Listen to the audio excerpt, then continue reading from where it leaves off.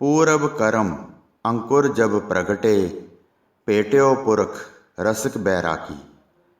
ਇਹ ਪਿੰਗਲਾ ਵੇਸਵਾ ਜਿਸ ਦੇ ਤਰਨ ਦਾ ਭਗਤ ਰਵਿਦਾਸ ਜੀ ਨੇ ਜ਼ਿਕਰ ਕੀਤਾ ਹੈ, ਇਹ ਬੜੀ ਹੀ ਸੁੰਦਰ ਅਤੇ ਰਾਗ ਵਿਦਿਆ ਦੀ ਮਾਹਰ ਵੇਸਵਾ ਸੀ।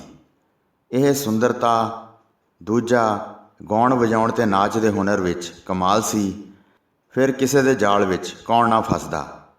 ਅਮੀਰ ਤਾਂ ਵਿਸ਼ੇ ਵਿਕਾਰਾਂ ਦੇ ਗੁਲਾਮ ਹੁੰਦੇ ਹਨ ਅਤੇ ਪੈਸਾ ਉਹਨਾਂ ਨੂੰ ਅਜਿਹਾ ਬਣਾ ਦਿੰਦਾ ਹੈ, ਪਰ ਇਹ ਵੇਸਵਾ ਐਸੀ ਸੀ ਕਿ ਇਸ ਨੇ ਗਰੀਬਾਂ ਦੇ ਕਈ ਘਰ ਉਜਾੜ ਦਿੱਤੇ ਸਨ ਅਤੇ ਅਮੀਰਾਂ ਨੂੰ ਕੰਗਾਲ ਕਰ ਦਿੱਤਾ ਸੀ। ਐਸਾ ਗਾਉਣ ਵਜਾਉਣ ਦਾ ਇਸ ਦੇ ਕੋਲ ਜਾਦੂ ਸੀ। ਦੱਸਦੇ ਹਨ ਕਿ ਜਵਾਨੀ ਸਮੇਂ ਤੋਂ ਇਹ ਇਸ ਪਾਸੇ ਪਈ ਅਤੇ ਲਗਾਤਾਰ 25-30 ਸਾਲ ਇਸ ਨੇ ਇੰਨਾ ਪੈਸਾ ਕਮਾਇਆ ਕਿ ਵੱਡੀ ਧਨਵਾਨ ਹੋ ਗਈ, ਪਰ ਪੈਸਾ ਕਮਾਉਣ ਤੋਂ ਅਜੇ ਵੀ ਮੁੜੀ ਨਹੀਂ ਸੀ। ਇੱਕ ਦਿਨ ਇਹ ਕਿਤੇ ਨਾਚ ਮੁਜਰਾ ਅਤੇ ਰੰਗ ਰਲੀਆਂ ਮਾਣ ਕੇ ਕਿਸੇ ਰਾਜ ਦਰਬਾਰ ਤੋਂ ਵਾਪਸ ਘਰ ਨੂੰ ਆ ਰਹੀ ਸੀ ਕਿ ਅੱਗੇ ਰਸਤੇ ਵਿੱਚ ਪਿੰਡ ਦੇ ਨੇੜੇ ਬਾਹਰ-ਵਾਰ ਪਿੱਪਲ ਥੱਲੇ ਸੰਤਾਂ ਦਾ ਡੇਰਾ ਸੀ। ਉੱਥੇ ਰੋਜ਼ ਹੀ ਪ੍ਰੇਮੀ ਜਨ ਸੰਗਤ ਲਈ ਆਇਆ ਕਰਦੇ ਸਨ, ਪਰ ਇਸ ਨੂੰ ਪਰਮਾਰਥ ਪਾਸੇ ਦਾ ਤਾਂ ਖਿਆਲ ਹੀ ਕੋਈ ਨਹੀਂ ਸੀ। ਇਸ ਲਈ ਸੰਤਾਂ ਦੀ ਸੰਗਤ ਦਾ ਸਵਾਲ ਹੀ ਨਹੀਂ ਸੀ। ਪਰ ਅੱਜ ਰੱਬ ਨੇ ਕੋਈ ਵਿਧੀ ਬਣਾ ਦਿੱਤੀ ਅਤੇ ਇਸ ਦੇ ਪੂਰਬਲੇ ਕੀਤੇ ਹੋਏ ਚੰਗੇ ਕਰਮ ਜਾਗ ਪਏ। ਜਿਸ ਵੇਲੇ ਇਹ ਨੇੜੇ ਪੁੱਜੀ ਤਾਂ ਸੰਤ ਜੀ ਕਹਿ ਰਹੇ ਸਨ, ਇਸਤਰੀ ਦੀ ਕਲਿਆਣ ਕੇਵਲ ਪਤੀ ਵਰਤ ਧਰਮ ਵਿੱਚ ਹੀ ਹੈ। ਇਸਤਰੀ ਭਾਵੇਂ ਹੋਰ ਅਨੇਕਾਂ ਕਰਮ ਧਰਮ ਕਰੇ, ਸੇਵਾ ਕਰੇ, ਕੁਝ ਕਰੇ, ਪਰ ਜੇ ਉਹ ਪਤੀ ਵਰਤ ਧਰਮ 'ਤੇ ਦ੍ਰਿੜ ਨਹੀਂ ਤਾਂ ਸਮਝ ਲਵੋ ਕਿ ਕੋਈ ਦੇਵੀ ਦੇਵਤਾ ਵੀ ਉਸ ਦੀ ਸਹਾਇਤਾ ਨਹੀਂ ਕਰੇਗਾ ਅਤੇ ਉਸ ਦੀ ਕਲਿਆਣ ਨਹੀਂ ਹੋਵੇਗੀ। ਪਿੰਗਲਾ ਵੇਸਵਾ ਨੇ ਵੀ ਤੁਰੀ ਜਾਂਦੀ ਨੇ ਖਲੋ ਕੇ ਸੰਤਾਂ ਦੀ ਇਹ ਗੱਲਬਾਤ ਸੁਣੀ, ਜੋ ਹਿਰਦੇ ਵਿੱਚ ਧੱਸ ਗਈ। ਮੇਰੀ ਕਿਵੇਂ ਕਲਿਆਣ ਹੋਵੇਗੀ? ਪਿੰਗਲਾ ਨੇ ਆਪਣੇ ਜੀਵਨ ਦੀ ਕਹਾਣੀ ਦੱਸ ਕੇ ਪੁੱਛਿਆ। ਪ੍ਰਭੂ ਦੇ ਰੰਗ ਵਿੱਚ ਰੰਗੇ ਹੋਏ ਸੰਤਾਂ ਨੇ ਉਸ ਵੱਲ ਵੇਖਿਆ ਅਤੇ ਕਿਹਾ, ਦੇਖ ਪੁੱਤਰੀ, ਤੇਰੀ ਕਲਿਆਣ ਵੀ ਹੋ ਸਕਦੀ ਹੈ। ਕਿਵੇਂ? ਤੂੰ ਵਿਸ਼ੇ ਵਿਕਾਰਾਂ ਦੇ ਖਿਆਲ ਛੱਡ ਦੇ।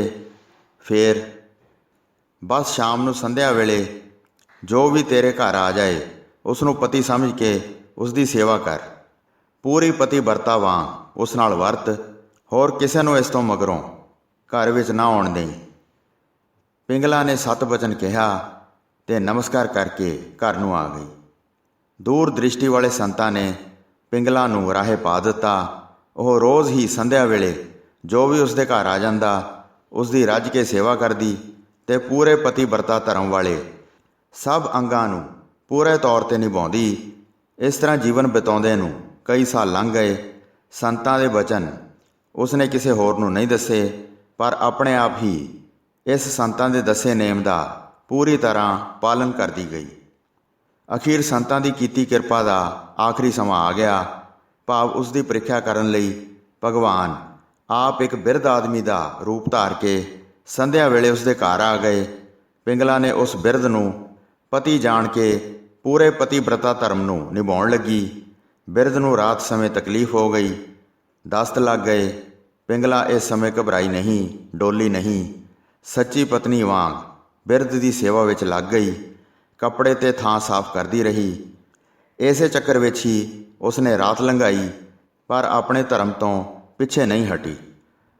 ਅੰਮ੍ਰਿਤ ਵੇਲੇ ਉਸ ਬਿਰਧ ਦੀ ਮੌਤ ਹੋ ਗਈ। ਉਸ ਦੇ ਮਰਨ 'ਤੇ ਰੋਣ ਲੱਗ ਪਈ। ਬਾਜ਼ਾਰ ਵਾਲੇ ਬਹੁਤ ਹੈਰਾਨ ਹੋਏ। ਕਿਸੇ ਨੇ ਕੁਝ ਕਿਹਾ, ਪਰ ਉਸ ਨੇ ਕੋਈ ਗੱਲ ਨਾ ਸੁਣੀ। ਉਸ ਨੇ ਆਪਣੇ ਪੱਲਿਓਂ ਬਿਰਧ ਦੀ ਚਿਖਾ ਦਾ ਪ੍ਰਬੰਧ ਕੀਤਾ। ਹੱਥ ਵਿੱਚ ਸੰਧੌਰਾ ਲੈ ਕੇ ਨਾਲ ਹੀ ਸਤੀ ਹੋਣ ਲਈ ਤਿਆਰ ਹੋ ਗਈ। ਜਦੋਂ ਲੋਕਾਂ ਦੇ ਰੋਕਿਆਂ ਵੀ ਨਹੀਂ ਰੁਕੀ ਤਾਂ ਭਗਵਾਨ ਵਿਸ਼ਨੂੰ ਨੇ ਆਪਣਾ ਹੱਠ ਛੱਡ ਦਿੱਤਾ। ਉਹ ਚਿਖਾ ਤੋਂ ਉੱਠ ਬੈਠੇ, ਭਾਵ ਬਿਰਧ ਜਿਉਂਦਾ ਹੋ ਗਿਆ। ਲੋਕ ਹੈਰਾਨ ਹੋ ਗਏ ਅਤੇ ਪਿੰਗਲਾ ਖੁਸ਼ ਹੋ ਗਈ। ਉਸ ਵੇਲੇ ਉਹ ਬਿਰਧ ਵਿਸ਼ਨੂੰ ਜੀ ਦਾ ਰੂਪ ਹੋ ਗਿਆ। ਸੰਖਾਂ ਦੀ ਧੁਨ ਆਪਣੇ ਆਪ ਪ੍ਰਗਟ ਹੋਈ।